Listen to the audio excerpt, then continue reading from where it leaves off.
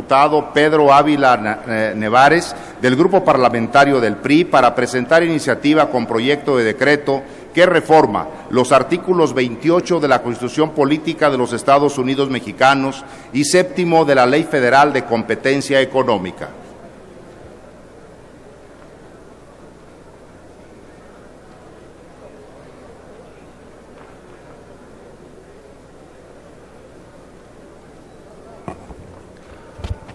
Con su permiso, señor presidente. Compañeros diputados, compañeras diputadas, somos una república representativa, democrática y federal de carácter popular, con la definición del que el gobierno es del pueblo, por el pueblo y para el pueblo. Nuestra estructura jurídica y nuestra visión como país tiene como fin irreductible el bienestar de la sociedad. El artículo 28 de nuestra Constitución señala claramente que la ley castigará severamente a las autoridades. Las autoridades perseguirán con eficacia toda concentración o acaparamiento en una o pocas manos de artículos de consumo necesario y que tenga por objeto obtener el alza de los precios. El mismo texto subraya que las leyes fijarán bases para que se señalen precios máximos a los artículos, materias o productos que se consideren necesarios para la economía nacional o el consumo popular. Nuestra experiencia histórica nos muestra que la justicia social es una de las principales aspiraciones de nuestro pueblo. Los grandes movimientos sociales de nuestra historia fueron motivados en buena medida por la existencia de profundas desigualdades sociales que a la postre derivaron en la construcción del entramado legal e institucional vigente hasta nuestros días.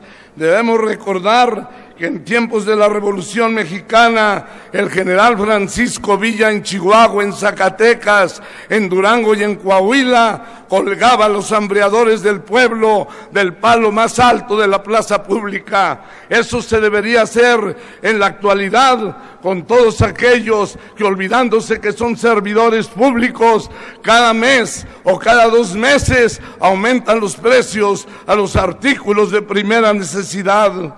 La pobreza se ha agravado, la padecen 2/3 partes de la población y 1/3 de ellos. Alrededor de 30 millones de mexicanos viven prácticamente en la indigencia. Además, el 40% de la población percibe apenas 2 salarios mínimos y en las zonas rurales e indígenas un jefe de familia no puede ganar menos de 12 pesos diarios.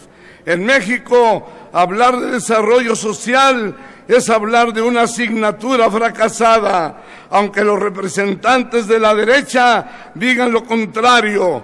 En el actual esquema del gobierno federal, la pobreza sigue siendo el vivir cotidiano de más de 50 millones de mexicanos.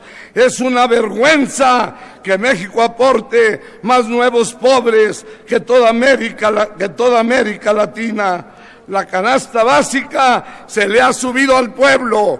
Los pobres, los obreros, los campesinos ya no pueden comprar nada porque no tienen dinero para ello, porque el gobierno federal sin conciencia ha subido los artículos de primera necesidad al pueblo humilde de México.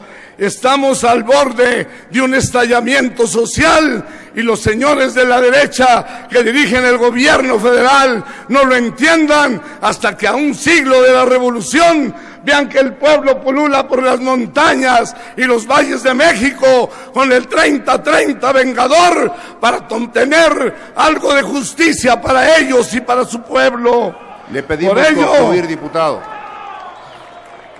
Por ello, esta iniciativa propone recuperar el espíritu del constituyente, de proteger a los que menos tienen, de impedir el crecimiento acelerado de los precios y de que el Estado deje de ser rehén de los intereses económicos al amparo del argumento de fugas de capital o de la creación de inestabilidad económica, porque no reconocen que mientras en México sus inversiones las recuperan en 3 o 5 años, en otros países tardan más de 10 años, y esto es así por el abuso contra los trabajadores, contra los consumidores y contra los pobres.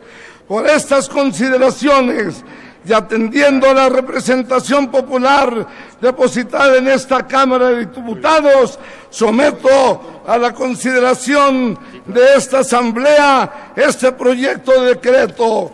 Finalmente, quiero pedirle, señor presidente, que esta iniciativa, que va en beneficio de nuestra gente más humilde del pueblo de México, se publique en el Diario de los Debates y en la Gaceta Parlamentaria. Compañeros diputados, les ruego que aprobemos esta iniciativa porque es en beneficio del pueblo de México. ¡Viva Villa!